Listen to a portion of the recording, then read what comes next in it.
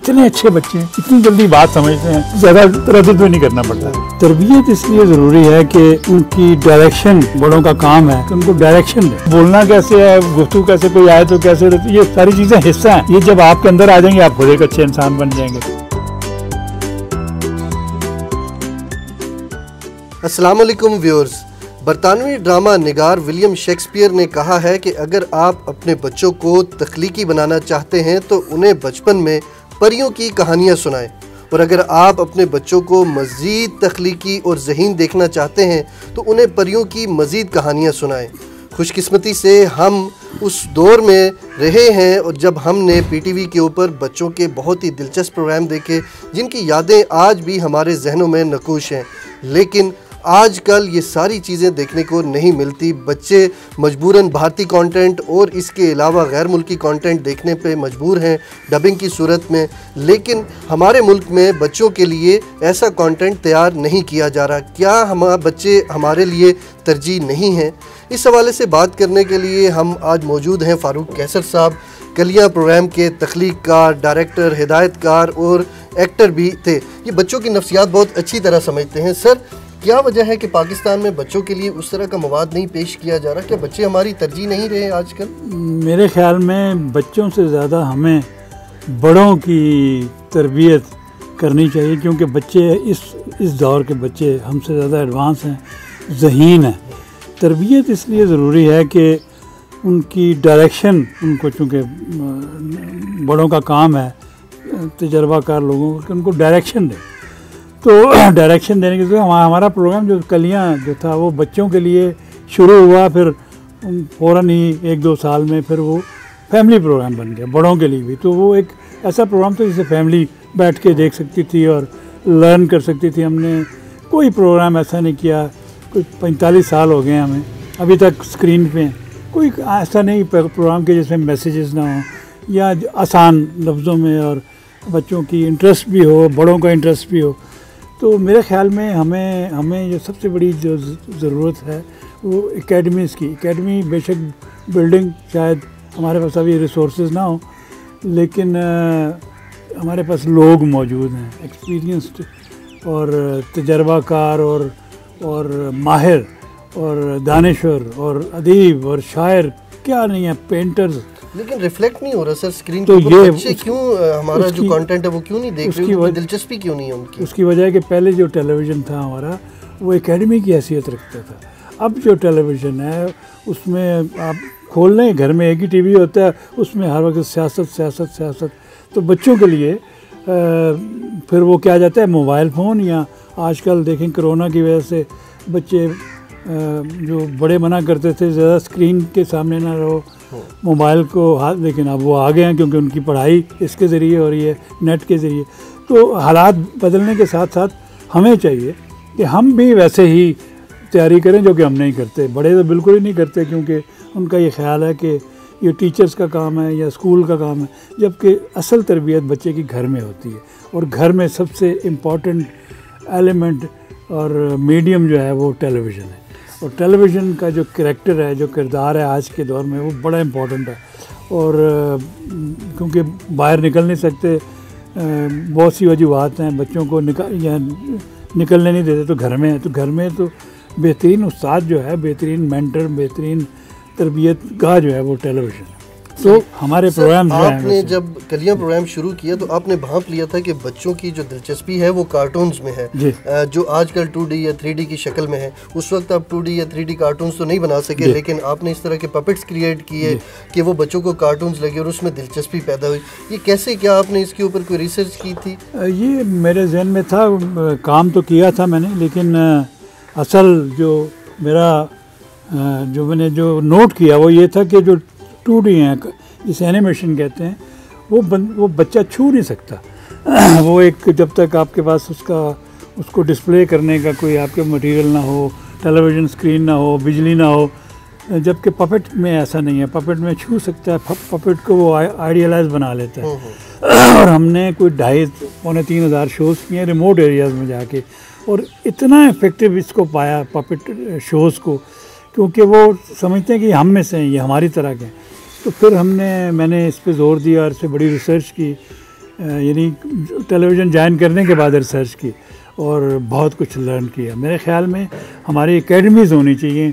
Puppet theatre तो बहुत अच्छा है हमारे पास, Pakistan national council of the arts का, और वो काम भी बहुत अच्छा करते हैं, लेकिन वो उनको कलियां की तरह हर हफ्ते उनका एक प्ले, उनका एक खेल जो है वो टेलीविज़न पे दिखाया जाना चाहिए। इसका गवर्नमेंट को, इसका national council of the arts को, इसका पीटीवी को इंतज़ाम करना चाहिए। सही।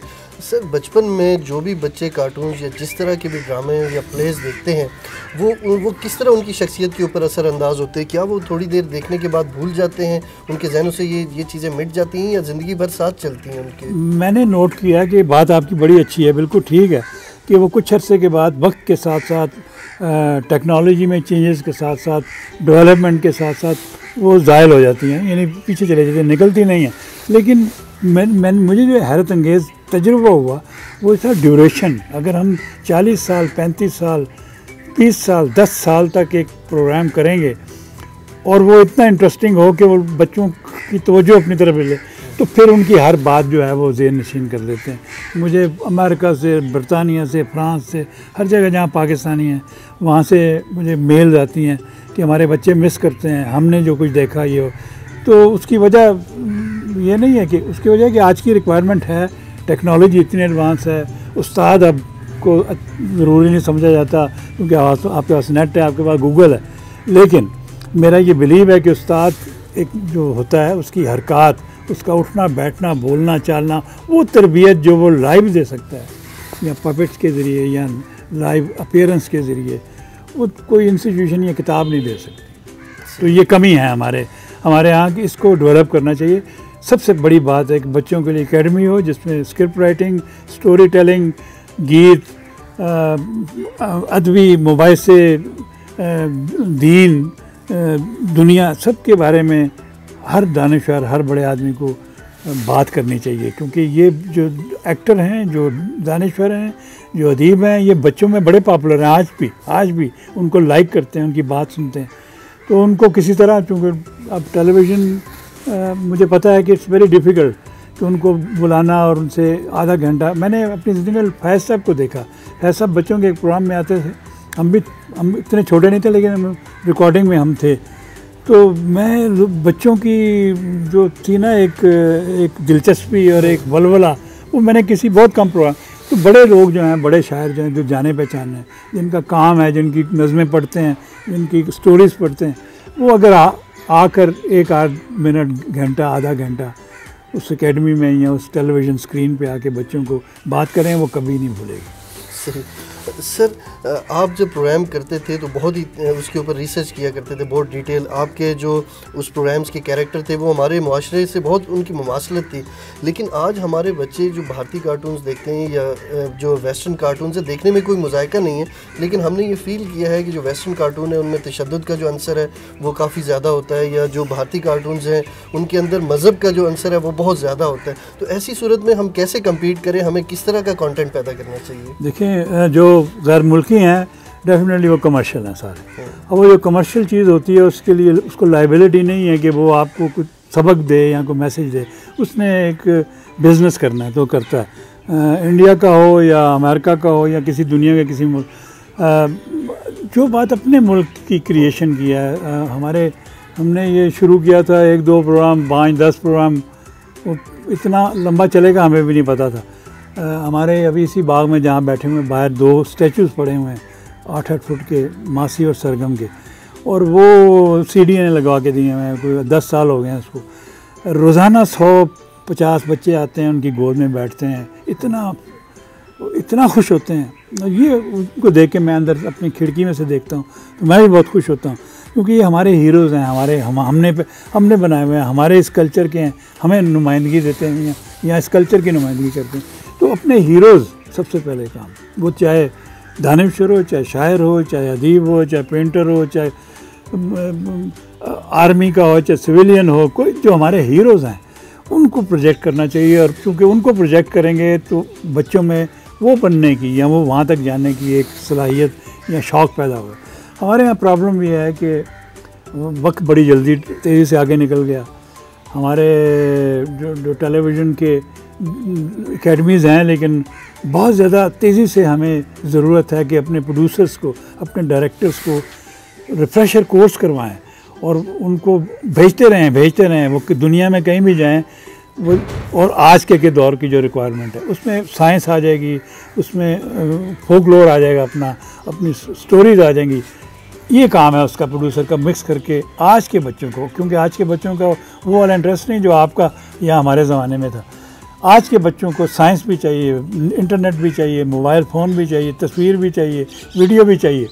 इन सब को मिला के प्रोग्राम बना। अभी हम कोशिश कर रहे हैं जल्दी हमारा प्रोग्राम उसी तरह का, क्योंकि आजकल के दौर का होगा, लेकिन कैरेक्टर्स हमारे नए भी होंगे, नए टैलेंट होगा, नए लोग हैं, नए लोग भी हैं, नए बच्चे भी हैं उसमें से, तो करने की कोशिश करेंगे। हमारी दुआ कीजिएगा कि वो हो हमारी तरह। और लेकिन सर कैसे आप उसको कामयाब करेंगे जब 3D कार्टून्स और एनिमेटेड कार्टून्स चल रहे हैं इस दौर में, और बच्चे वो मुसलसल देख रहे हैं मोबाइल के ऊपर, घंटों देख रहे हैं और वो आदी हो चुके हैं, और आप कैसे उसके अंदर अट्रैक्शन पैदा करेंगे? यही है ना, जो तरीके वो अपनाते हैं, जिन तरीक़ों से वो खुश हैं, मोबाइल ऐप्स जो हैं, हमारे जो इंटरनेट है, हमारा जो अप्रोचेबल हमारी। लेकिन ये याद रखिएगा कि पाकिस्तान में बच्चे सिर्फ शहर में नहीं रहते और बहुत कम रहते हैं। ये शहर के बच्चों की बात कर रहे हैं।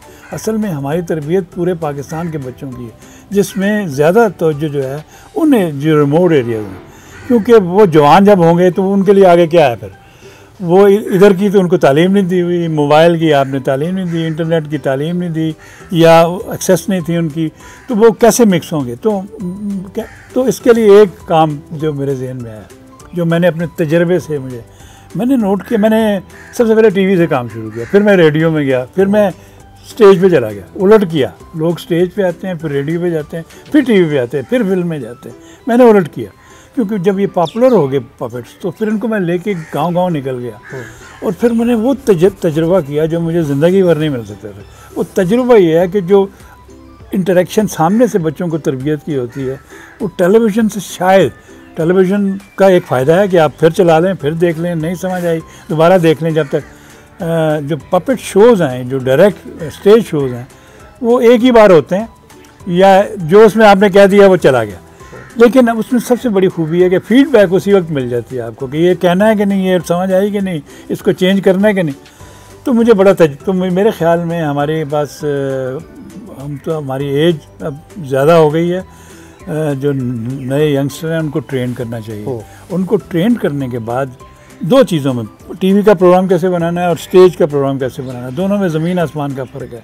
टेलीविज़न पे एक सर्टन अमाउंट तक आप शाइस्तगी को मद्देनज़र रखते हुए, तरबियत को मद्देनज़र रखते हुए, बच्चों की एज को, बच्चों की एजुकेशन को आप प्रोग्राम्स बनाते हैं। स्टेज पे जो मर्ज़ी करते रहें, आपको कोई रोकने वाला नहीं, कुछ एक हद तक।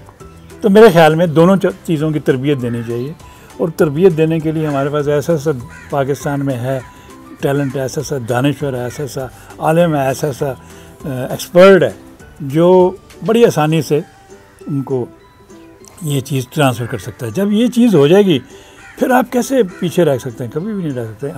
पहले तो सिखाना पड़ेगा, राग़ब करना पड़ेगा। राग़ब करने के बड़े तरीके हैं, टेलीविज़न है, स्टेज है, ड्रामा है, स्टोरीज टेलिंग है, कार्टूनिंग है, पपेट्स हैं, बेतहाशा है।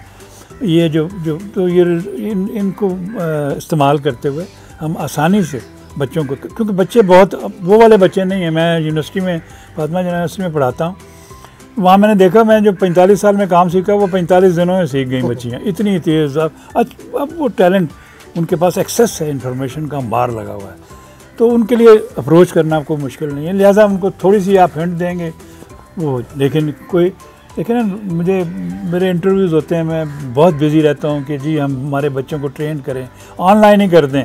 तो सबकी वालिदैन की ख्वाहिश है अच्छी चीज़, हुनर जिसे कहते हैं ना, ये ठीक है, आप मास्टर करें, PhD करें जिस सब्जेक्ट में आपने करना है, लेकिन ये जो आर्ट है साथ, जो हुनर जिसे कहते हैं, अपने हाथ से काम किया हुआ, इससे हमारा अल्लाह भी खुश है, दीन भी खुश होता है कि हाथ से काम, मोहताज ना हो।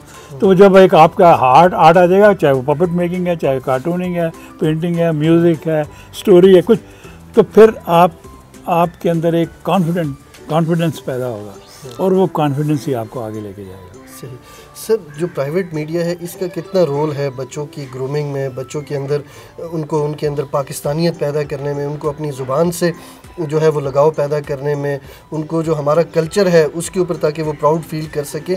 हमने तो बहुत कम प्रोग्राम्स देखे हैं जो बच्चों से वो रेलेवेंट होते हैं, अनलेस अनटिल को बहुत बड़ा इंसिडेंट ना हो जाए बच्चों के हवाले से। तो कभी प्राइवेट सेक्टर की जो टेलीविज़न है इनके ऊपर हमने इस तरह का कोई कंटेंट नहीं। हाँ, बड़े खुशकिस्मत हैं कि आपने कम देखे हैं, हमने तो देखे ही नहीं हैं, क्योंकि ये टेलीविज़न प्राइवेट टीवी का ये काम नहीं है ना, वो कमर्शियल है, उन्होंने खुद सर्वाइव करना है, खुद कमाना है और ख़ुद ही खर्च करना है। जो हमारे पैसे, हमारे टैक्स से जो पाकिस्तान टेलीविज़न को जो सरकारी अदारा है उसका ही ज़िम्मा बनता है, ये तरबियत उसी पे। लेकिन फिर वही बात आ जाती है कि जब वो तरबियत देंगे तो बोरिंग, वो देखेंगे नहीं, लोग प्राइवेट पे जाएंगे। प्राइवेट में इस वक्त बड़ा अच्छा मौका है हमारे पास, प्राइवेट में चूँकि निरी सियासत हो रही है, वहाँ पर मैंने उनको कईयों को आइडियाज़ दिया, कईयों ने लाइक भी किया, लेकिन अभी तक इम्प्लीमेंट नहीं हुआ। ज़रूरी नहीं हमारा ये, किसी का भी कोई इंटरेस्टिंग प्रोग्राम इन बिटवीन लगा दें। इन बिटवीन का मत देखें, एक टीवी है घर पे, अब वो हमने टाइम भी डिवीज़न नहीं दिया, जब मर्जी टीवी खोल लो। अब नहीं खोलेंगे तो नेट मोबाइल पे खोल लेंगे, मोबाइल नहीं खोलेंगे तो नेट, सारी अप्रोच है। तो एक ख़ास जब आप डेवलप कर लेंगे, इंटरेस्ट पैदा कर लेंगे, फिर आप एक को टाइम देंगे वो चेक करके कि ये स्कूल से बच के है, ये सोने का टाइम है, नहीं ये वो टाइम है जहाँ पर वो खेलने के लिए बाहर जाता है या वो टेलीविज़न के आगे बैठता है। उस टाइम पे आप कोई लंबा चौड़ा, कोई बोरिंग, कोई हर चीज़ हो, उसमें दीन भी हो, दुनिया भी हो, उसमें म्यूज़िक हो, उसमें किरत हो, उसमें नॉलेज ही नॉलेज हो, लेकिन इंटरेस्टिंग हो। इंटरेस्टिंग तो फिर हमारे एक्सपर्ट हैं, उनको बुलाना पड़ेगा और उनसे मशवरा करना पड़ेगा। मुझे बड़ी खुशी हुई थी जब टेलीविज़न एकेडमी बनी थी, बहुत अरसा पहले की बात है, लेकिन मुझे उसका रिज़ल्ट कहीं नज़र नहीं आया। बट इस टेलीविज़न एकेडमी का मतलब ये है कि आपके पास एक प्रोग्राम चल रहा है तो 3 प्रोग्राम तैयार हों, और वो एकेडमीज़ के बंदे जो हैं, जो हो रही हो, मुमकिन है मेरा शायद बहुत अरसा लिंक नहीं है तो ये हो भी रहा हो, लेकिन ये ज़रूरी है, क्योंकि हमने जो कल की कौम है, हमने पीछे नहीं ना सोचा, जो पिछले 20 साल हम करते रहे, आज हम काट रहे हैं वही फसल, तो आज जो बोएंगे वो आइंदा आने वाले। तो मेरे ख्याल में मैंने बड़ा काम किया बच्चों के लिए, इतना लिखा, तो मुझे मेरे दोस्त कहते थे कि बस करो, बड़ों के लिए लिखा करो। मैंने कहा बड़ों के लिए भी लिखा है, 20-25 मेरे लॉन्ग प्लेज हैं, लेकिन मुझे एक अंदर से एक जो सेटिस्फेक्शन मिलती है वो बच्चों के प्रोग्राम से मिलती है। मैं कुछ जो मुझे सीखा है वो मैं डिलीवर कर रहा हूँ, और ये बड़ी इम्पॉर्टेंट है कि हमने आने वाले को क्या डिलीवर करना है। ये डिलीवर करना है कि हमारे पास नहीं, वो यही याद करते हैं कि पिछले प्रोग्राम बहुत अच्छे थे। आज के प्रोग्राम भी होने ऐसे चाहिए कि जो चलें दुनिया के साथ। सर, लेकिन जो हमारे टैक्स पेयर से जो टेलीविज़न चलता है वो स्टेट टीवी है, उसको देख के यूँ लगता है कि बच्चों के लिए बूढ़े प्रोग्राम तैयार किए जा रहे हैं, तभी तो वो उसमें दिलचस्पी नहीं लेते। उसको मॉडर्न दौर के साथ कैसे लिंक करें जब वालिदैन से बच्चे 15 साल आ गए हैं? जो ये वाली जनरेशन है वो पिछली जनरेशन से इतनी फास्ट है, तो काम करने वाले तो पिछली जनरेशन वाले लोग हैं, तो वो कैसे, उनके मुताबिकत कैसे होगी ज़हनी? मैंने ये नोट किया कि जो टेलीविज़न में बच्चों के प्रोग्राम होते हैं उनका बजट सबसे कम होता है। वाह, यही तो कल कौम बनना है इन्होंने। उन पे बेतहाशा, आप उस प्रोग्राम पे बेतहाशा आप जितनी हो सके, बेतहाशा का मतलब इन्वेस्ट करें, क्योंकि वो आपको पे बैक करेगा। हमने तो अभी तो मुझे कहते थे उसमें पैसे भी कम मिलते हैं, फलां आर्टिस्ट को काम भी नहीं करता, मेहमान बुला लिया, गुफ्तगू कर ली। नो, मेरे ख्याल में बच्चों के लिए प्लेज में पाकिस्तान के टॉप मोस्ट फिल्म और टेलीविज़न के एक्टरों को काम करना चाहिए, पाकिस्तान के टॉप मोस्ट राइटर को लिखना चाहिए पाकिस्तान। लेकिन वो क्यों लिखेंगे जब तक उनको मुआवजा उसके साथ? तो पाकिस्तान टेलीविज़न का एक तो ये ध्यान रखना चाहिए कि उसको बच्चों का प्रोग्राम समझ के ट्रीट करते हैं, सबके के तौर पे ही कर दें। एग्जैक्टली यही है, बिल्कुल सही आपने कहा। हमारे ज़माने में चूँकि नया मीडियम था, हमारे पास यही काम था करने को, सब दिल लगा के करते थे। एक ट्रेंड बंदा नहीं था, मैं अकेला था, अकेला ही पपेट होता था सरगम। फिर इसमें 7 सुरें, जुराबें बना, पपेट बना, एक करके आखिर में ऐसे ट्रेंड हुए। कहने का मकसद है कि उनको अपॉर्चुनिटी को तो टेलीविज़न में ही काम दिया और साथ सिखाया भी, वरना तो हमारे पास एकेडमी तो कोई है नहीं कि वहाँ जाए सीख के आ जाओ। नो, तो ये एक बड़ा ज़रूरी एलिमेंट है कि आप कि एक प्रोग्राम से दूसरे प्रोग्राम वाला सीखता है, तो प्रोग्राम जारी रहने चाहिए। हमने सबसे ज़्यादा मुझे तो कहीं दूर दूर तक नज़र नहीं आता कोई बच्चों का प्रोग्राम, कि जिसको मुझे इंतज़ार रहे, या मैं बच्चों को कहूँ कि बेटे ये ज़रूर देखना है, या वो ख़ुद देखें कहें।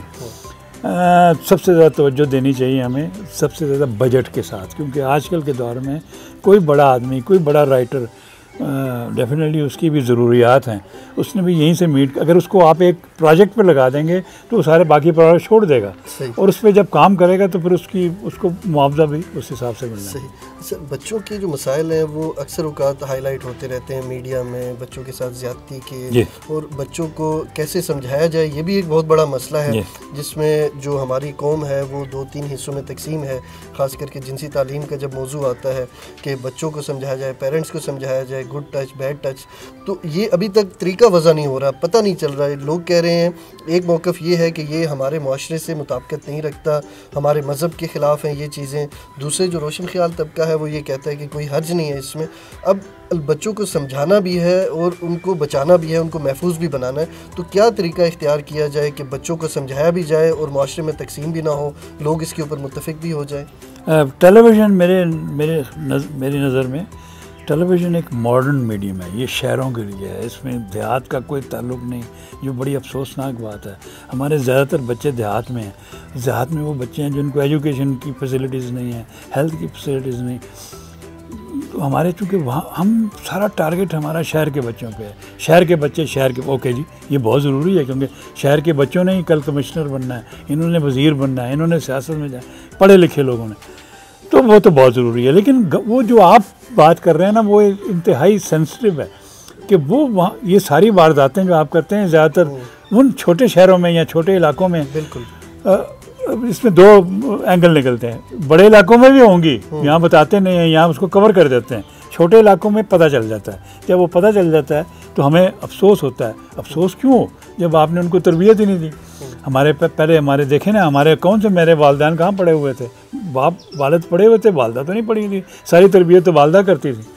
तो पढ़ा होना ज़रूरी, किताब नहीं ज़रूरी, तरबियत ज़रूरी। वो तरबियत जो हमें उन्होंने दी वो आज तक हम नहीं भूले। मुआशरे की PhD भी एग्जैक्टली देखिए ना, बोलना कैसे है, गुफ्तगू कैसे, कोई आए तो कैसे, ये सारी चीज़ें हिस्सा हैं। ये जब आपके अंदर आ जाएंगे आप खुद एक अच्छे इंसान बन जाएंगे। फिर हमने बड़ी बड़ी कहानियाँ झूठ की कि झूठ नहीं बोलना चाहिए।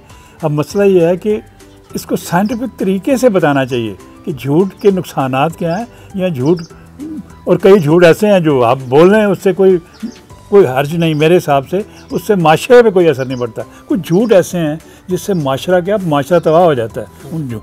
तो ये सारी चीज़ें जो हैं ये इल्म के साथ, तो हमने देहात के लिए ना कोई आज तक प्रोग्राम किया।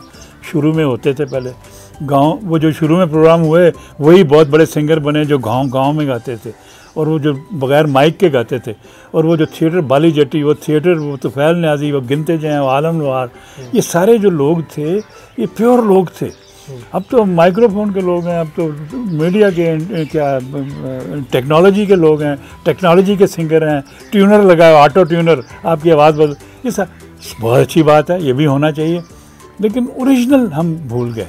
ओरिजिनल, तो ओरिजिनल के लिए एक, अब आप देखेंगे ओरिजिनल के लिए अगर आप एक चैप्टर बना दें या एक टाइम मुकर्रर कर दें टेलीविज़न में, वो बहुत कम देखा जाएगा। उसमें इंटरेस्ट पैदा करना है।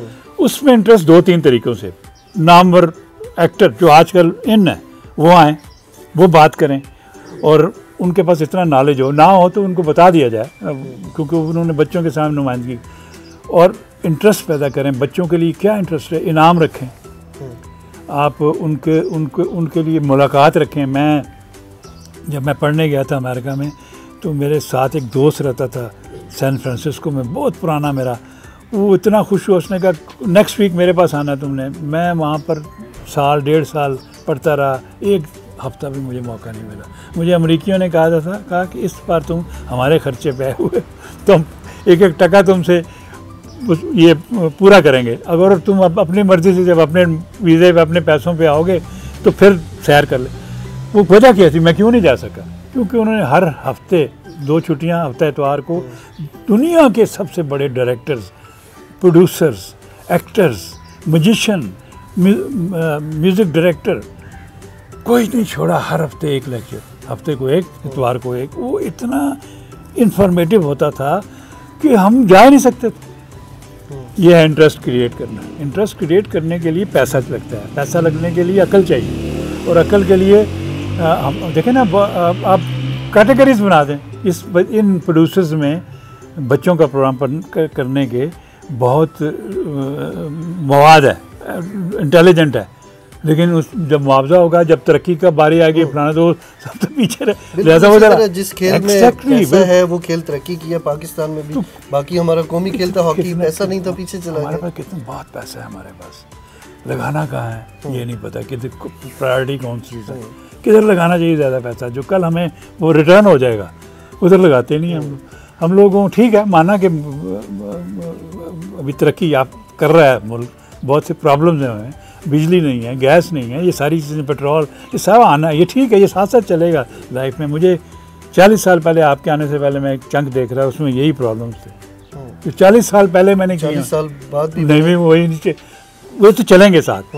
हमें ये सोचना चाहिए कि बड़ा हिस्सा जो है हमारी टैक्सेस का, जो कि बड़ा अफसोस है कि सिर्फ 20 लाख लोग टैक्स देते हैं 22 करोड़ में से, तो कैसे चलेगा मुल्क। चलें, ये भी तरबियत देनी चाहिए कि ये टैक्स ये कोई अपने बच्चों के लिए दे दे कम से कम। ये उनका ये ख्याल है कि ये जो हुक्मरानियाँ, जो ख़जाना है हमारे मुल्क का, ये कहीं ऊपर से कहीं मिला, वहाँ से हाथ खींच के पैसे, वही हमारे पैसे हैं, हम जो टैक्स देते हैं वही खजाने में जाते हैं, उसको डिस्ट्रीब्यूट करते हैं कि ये इधर लगा। ये लोगों को समझाने की ज़रूरत है कि उन्हें समझ तो आए कि हमारा पैसा, ये जो हम एक सड़क तोड़ रहे हैं, ये अपनी तोड़ रहे हैं, अपने पैसे को ज़ाया आग लगा रहे हैं, तो ये शऊर पे। अच्छा खैर, अब बच्चों के हवाले से ये मैं पूछना चाह रहा था कि क्या उन्हें जिनसी तालीम दी जानी चाहिए, ज़रूरत है आजकल?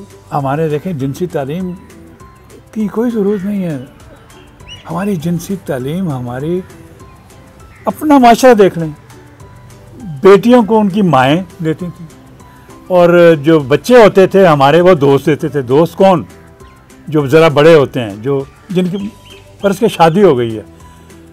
ये हमारे यहाँ जो हम जो कह रहे हैं कि ब्लैक बोर्ड पे, नो, उसकी इजाज़त नहीं है, उसकी इजाज़त नहीं है। और वो हमने देख लिया ना, हमने यूरोप को देख लिया, बाकी जगह पे देख, मेरे बेटा बेटी मेरे अमेरिका में होते हैं, उनके बच्चे हैं वहाँ पर, सबसे ज़्यादा डरे हुए हैं कि ये कहीं नशे में ना लग जाए। कुरान वो पढ़ते हैं, हदीस वो सारा उन्होंने लिंक किया, हमसे ज़्यादा जानते हैं दीन को, लेकिन एक चीज़ से डरते हैं कि ये स्कूल जाएंगे तो वहाँ इनको कोई नशा लगा देगा या कोई बच्चा।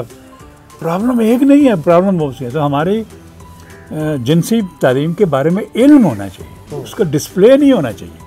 इल्म होना बहुत ज़रूरी है। इल्म जो होता है, बहुत सा ऐसा इल्म है जो हम तक ही रहता है, उसका पता होता है ये फलां, लेकिन उसका डिस्प्ले जो एक जो क्वेश्चन मुझे लग रहा है कि वो यही है जो आजकल तंग करता है कि इसका यानी आप खुला लेक्चर नहीं, ये नहीं, क्योंकि हमारे पास टीचर्स हैं, हमारे पास फीमेल टीचर्स हैं, हमारे पास लेडी डॉक्टर्स हैं, हमारे पास नर्सें हैं, वो तो उस साइड को दे सकती हैं। इधर मर्द हैं, सारे डॉक्टर्स हैं, इंटेलेक्चुअल्स हैं, हम जैसे बड़ी उम्र के हैं, वो भी, लेकिन ये ओपन नहीं।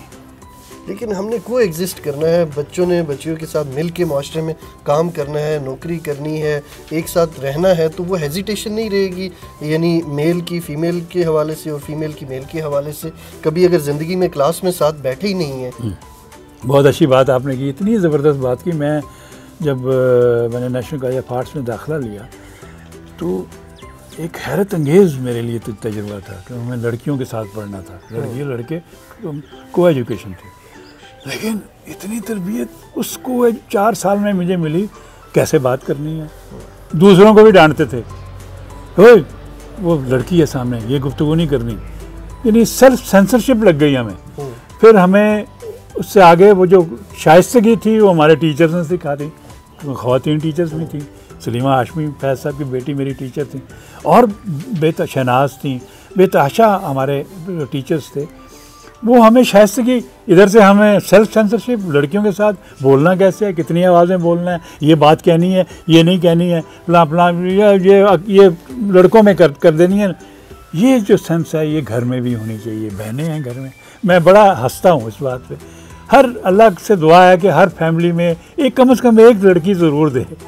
भाई होते हैं कईयों में, मेरी अपनी बेटी के हैं, वो 3 बेटे हैं उनके, मैं उन्हें कहता हूँ दुआ करो एक बेटी उन्होंने कहा इतना क्यों? मैंने कहा शाइस्तगी आएगी उससे, उस घर में फिजा बदल जाएगी, वरना ये थोड़े से रबिश हो जाएंगे क्योंकि तो ये दिस इज़ ट्रू, ये नेचर ने हमें बताया। तो मेरे ख्याल में हमें जो कुआ जो आप कह रहे हैं, इसके लिए खुद ब खुद आ जाएगी सेंसरशिप, खुद शाइस्तगी आ जाएगी, कोई डरने की कोई नहीं। बुनियादी वजह तो यही लगती है कि वो एकदम से उस सिस्टम का हिस्सा बनते, वो तैयार नहीं होते, मैच्योर नहीं होते। एक ये भी याद रखेंगे, वो भूल जाते हैं कि उधर लड़की भी एजुकेटेड है, वो भी यूनिवर्सिटी में पढ़ रही है, उसको कुछ और किस्म की देखे ना। एक मुझे जो अब अच्छा नहीं लगा, मुझे किसी ने पूछा कि आपकी ज़िंदगी की सबसे बड़ी ख्वाहिश क्या है? मैंने कहा मेरी ज़िंदगी की ख्वाहिश रही है कि मैं बेगम के साथ सुबह उठूं तो नाश्ता एक टेबल पे करें। उन्होंने कहा तो आप नहीं करते? मैंने कहा उसको स्कूल जाने की, वो पढ़ाती थी, वो वहाँ भाग जाती थी, मैं दफ्तर भाग जाता था, अफरा तफरी में ही लाइफ गुजर गई। तो फिर कहते हैं ख्वाहिश क्या है? मैंने कहा ख्वाहिश है कि मुझे एक और ज़िंदगी मिले और उसमें मैं एक शादी करूँ। और उन्होंने कहा हैं और शादी? मैंने कहा नहीं, इसी से इसी बेगम से शादी करूं और वो जो कोताहियाँ मैंने अपनी लाइफ में की हैं वो सारी मैं कवर कर सकूं। कहने का वहीं आ जाता है कि हमारी ज़िंदगी का स्टाइल ऐसा बन चुका है। जो मुझे दुख होता है वो है कि बहुत जल्दी तलाक़ें हो रही हैं। वजह क्या है? दोनों एजुकेटेड हैं, वजह क्या है? क्यों? पहले तो थी, हमारे तो कभी तस्वर भी नहीं करते थे तलाक़ होना। वो ये है कि दोनों को एजुकेट जब आपने किया, तरबियत नहीं दी, किताब ऐसा नावल, ऐसा सिलेबस, ऐसे आलमों की दुनिया भर के वो उससे फैज़याब हो गए, लेकिन तरबियत नहीं मिली। तरबियत मिलनी थी फैज़ की पोइट्री, तरबियत मिलनी थी कासमी की, तरबियत मिलनी थी अमजद की पोइट्री, असगर नदीम के। तरबियत तो उन्होंने देनी थी, और तरबियत के लिए वक्त निकाला, और वक्त का निकाला। अब मसला ये है कि अब जो मैं बड़ा मज़ा आता है, मैं आजकल ना मुझे एक प्रोजेक्ट मिला था, अभी आज कोरोना की वजह से वो बंद किया हुआ। मैं बच्चों के स्कूल में जाके अपने पपेट्स के ज़रिए लाइव मेरे जो गाने हैं, जो इतना एंजॉय, इतना लर्न करते थे, मुझे खुद बड़ा तजर्बा, हैरत हुई कि यार अच्छा, सिर्फ ये है कि उनके पास अट्रैक्शन के लिए, एंटरटेनमेंट के लिए हमारे पास रिसोर्सेज वो बाहर के हैं सारे, जो हमारे साथ मैच ही नहीं करते। हमारा अपना रहते हम और तरह से हैं। मैंने कहा कि मैं अमेरिका गया, मेरा बड़ा दिल घबराया, मुझे अपने मुल्क का कूड़ा, मट्टी, ट्रैफिक की बदनज़मी याद आई। तो मैंने तो अगली दफ़ा मैं दोबारा जब दूसरी टर्न पे गया तो मेरी बीवी ने कुछ चीज़ें पोटली बना दी कि इसमें थोड़ी सी मट्टी है, थोड़ा सा, ताकि तुम जब भी याद करो पाकिस्तान को तो ये सूंघ लिया। दिस इज़ ट्रू, ये हैरत है। हमारा हम और तरह से रहते हैं, वो और तरह से रहते हैं। हमने अपने बहुत अच्छे बनाए हुए थे, हमारे पास क्या हर चीज़ थी, अखलाकियात थे, हमारे पास हीर थी। हीर को सुने ना कभी आपको तो लगेगा पूरी हिस्ट्री है हमारी पंजाब। तो इस तरह हमारे कल चार बड़े प्यार करने वाला मोहब्बत बड़ी धरती थी। लेकिन अब तो यूँ लगता है कि हम बड़े पुरतशद्दुद, और जिस तरह के हम प्रोग्राम्स, जिस तरह के ड्रामे हमें रिकमेंड किए जाते हैं, टर्किश ड्रामे जिसमें सारा वायलेंस है, ऐसे ही ये हम रिफ्लेक्ट करते हैं हमारी हिस्ट्री। मैं अपनी एक अजीब, PTV पे एक मेरा प्ले चला 1984 में कि 86 में या 84 में, उसमें मैंने भी एक्ट किया। मुझे बड़ी प्रोड्यूसर ने बड़ा जोर दिया कि तुमने आए नहीं कभी स्क्रीन पे तो आओ, तो मैं दादा बना उसमें। तो मेरा बेटा खालिद सईद भट्ट साहब, वो मेरे बॉस थे उस वक्त, वो मेरे बेटा बने, और उनकी सलमा बेग साहब की बेगम वो उनकी बेगम बनी, यानी मेरी बहू। अब वो ना ड्रामा जो था वो इतना सेंसिटिव था कि 2000 में अमेरिका ने एक फ़िल्म बनाई आर्टिफिशियल इंटेलिजेंस, वो वही कहानी थी। अब ये नहीं कि मेरी कहानी उन्हें चोरों की, नो, कहने का मकसद होगी एक ही वक्त होगी, और ये सारी दुनिया में है। अब ये मीडिया ने इतना इसको आसान कर दिया कि आप TV खोलेंगे तो आपको इरा पता चल जाएगा, ओहो अच्छा वहाँ पर फैंटेसिज्म की पेंटिंग हो रही थी, यहाँ क्या, यहाँ भी कोई हो रही थी। पहले तो पता ही नहीं था ना, हमारे पास ये इन्फॉर्मेशन ही नहीं थी। तो दुनिया में एक ही तरह की। मैं रोमानिया पढ़ने गया, वहाँ पर मैंने कहा ये तो हमारे फैज़ साहब की कॉपी करता है, ये हमारा आपका जो पोइट है। उन्होंने कहा फैज़ साहब, मैंने कहा माशाल्लाह ज़िंदा है अभी। तो उन्होंने कहा ये इसको मरे हुए 50 साल हो गए। आइडियालॉजी, तो मुझे ख्याल है कि आइडियालॉजी दुनिया में टेक्नोलॉजी ऐसी है कि फैज़ साहब कॉपी करते हैं। हाँ बिल्कुल सही, वेरी ट्रू वेरी ट्रू। तो मैं कहने का मकसद ये है कि हमें अपने कल्चर पे, उस पर मान होना चाहिए। जो हमारी रवायात हैं वो नहीं है, इल्म ज़रूर हासिल करें। ये तो रसूलुल्लाह सल्लम का फरमान भी है, कहना भी है कि इल्म हासिल करो चाहे तुम्हें चीन जाना पड़े। मैं सरगम मजाक करता है कि हम तो चीन नहीं गए, चीन ही आ गया मैं बताने के लिए आ गया। तो हमें ये ज़हन में रखना, इल्म ज़रूर हासिल करो, मुझे वो बंदा अच्छा लगता है जिसने सूट पहना हो, अंग्रेजी टाई लगाई हो और वो उर्दू बोले और शुस्ता उर्दू बोले, और वो जो जिसने शलवार कमीज़ पहनी है वो बेहतरीन अंग्रेज़ी बोले। ये है कल्चर ये नहीं है ना हमारे अंदर। फिर बहरहाल ये लंबी बात, ये हमारा काम है। इन नए बच्चों, इतने अच्छे बच्चे हैं, इतनी जल्दी बात समझते हैं, ज़्यादा तरद्दुद भी नहीं करना पड़ता। टेक्नोलॉजी 1 सेकंड में ये वो अपना माफ़ी मांग लो, बेटे ये तो नहीं चल रहा मुझसे, कोई है बच्चे आ जाते हैं। लो जी, हम उनको लेके साथ चलना है, और जब आप उनको लेके जाएंगे फिर वो अपनाइयत महसूस करेंगे। जब वो अपनाइयत महसूस करेंगे तो फिर उसकी बात मानेंगे। सही। अच्छा सर, अगर आप मुआवजा करें, एक तरफ आपकी तख्लीक थी, अंकल सरगम एक कैरेक्टर था कलियां प्रोग्राम का, उसमें वो हमारी धरती से जुड़े हुए थे, और एक आजकल जो ड्रामे चल रहे हैं जिनमें तशद्दुद का अंसर है, अगर हम इंडिपेंडेंटली उसको देखें, जिसमें अर्तुगरुल ड्रामा चला है, यूनुस एमरे अभी आ रहा है, और इस तरह के दूसरे पहले चले हैं, ये क्या अक्कासी करते हैं हमारे माशरे की? इन्हें चलना चाहिए क्योंकि बच्चे बहुत हद तक इससे मुतासर हो रहे हैं, और वो जिस तरह के उन्होंने औजार पकड़े हुए वो औजार इस्तेमाल कर रहे हैं, उनके अंदर एक जुनूनियत की कैफियत तारी हो गई है। क्योंकि जिन्होंने जो यही लेक्चर, यही अकेडमी कहता हूँ ना, अगर मुझे लेक्चर के लिए कहा जाता जो टर्किश ड्रामा है, तो मैंने ये थोड़ी बताना था कि हमारा कल्चर इससे, नो, मैंने उसकी अच्छी चीज़ें निकालनी थी। इस ड्रामे में जो मैसेजेस दिए गए हैं वो ये हैं, ये कोई नहीं बताता, क्योंकि बताएंगे बच्चे तो वो उस स्टेज पे तो नहीं है, उनको जो बताएंगे फिर उनके ज़हन में बात जाती कि हमने ये ड्रामा इसलिए बुलाया है, इसलिए नहीं कि इसका लिबास तलवार खींच लो, ये नहीं है, ये पुराने ज़माने हैं। इसमें मैसेजेस क्या दिए हुए हैं? मैसेजेस ये दिए हुए हैं कि इसकी अच्छी बातें क्या हैं, वो अच्छी बातें बता दें आप उनको, ये है इसका मैसेज। तो आपकी नज़र में क्या अच्छी बातें थी जो मुआशरे ने पिक नहीं की और बच्चे दूसरी साइड पे चले गए? अफसोस कि मैंने वो प्ले देखा नहीं। अच्छा। सुना है उसके बारे में बहुत, बट मुझे को टाइम नहीं मिला, लेकिन मेरे पास है, मैं उसको देखूंगा। इसलिए कोई भी ड्रामा देख लें, जो गलत, जो आपने क्वेश्चन किया ना, मैं जब पढ़ाने गया दिल्ली में 2 साल के लिए यूनेस्को की तरफ से, तो वो मुझसे पढ़े ही ना, कहीं पाकिस्तानी से कैसे पढ़ें भाई। तो मैंने लिख दी रिपोर्ट में कि मुझे पैसा ज़ाया किया आपने, मुझे वापस बुला लें, यानी वापस भेज दें। ये कॉन्ट्रैक्ट 2 साल का, 1 साल का था, सॉरी कॉन्ट्रैक्ट, वो 1 साल एक्सटेंड हो गया बाद में। वो 1 साल तो उन्होंने कहा कि, मेरे डायरेक्टर ने कहा कि यार ये तुम हमारा तो वो हमें फिर बदनामी होगी। तो मैंने कहा नहीं, वो सर पढ़ना नहीं चाह रहे, वो कह रहे हैं पाकिस्तान। तो उसने कहा 1 महीना और देख लो। अब मैंने सोचा कि वो कौन सा तरीका हो कि मैं स्टूडियो चला गया। मैं कंसल्टेंट था, मेरा कमरा अलग था, वो जैसे एक अफसरी होती है उन्हें, मैंने कहा वो नीचे चला गया स्टूडियो में। अच्छा ये क्या लगा, सारे खड़े हो गए, काम रुक गया। मैं वो काम क्यों रोक रहे हो, ये तो ये ऐसे कर लो, ये ऐसे कर लो, इसको ऐसे कर लो, ये इसमें पपेट डालो, ये अल्फ़ाबेट्स का प्रोग्राम है इसमें। सर वो क्यों, मैंने कहा चलो मैं तो बड़ा, मैंने फिर उन्हें कहा कि उर्दू, उन्होंने कहा जी हैं हमारे पास 2-3 बंदे जो उर्दू समझ। मैंने कहा मैं उर्दू में लिख देता हूँ आपको वो स्क्रिप्ट, तो आप उसको हिंदी में कर लें। सर वो कोई ऐसे बदले लोग, वो मुझे आने ना दें। अच्छा। वो फिर मुझे रिकमेंड किया, फिर 1 साल का और। मैं कहने का मकसद ये है कि वो अंदर जाना पड़ता है, घुलना मिलना पड़ता है हमसे। जब आप बाहर से रहेंगे तो फिर बाहर का ही काम होगा।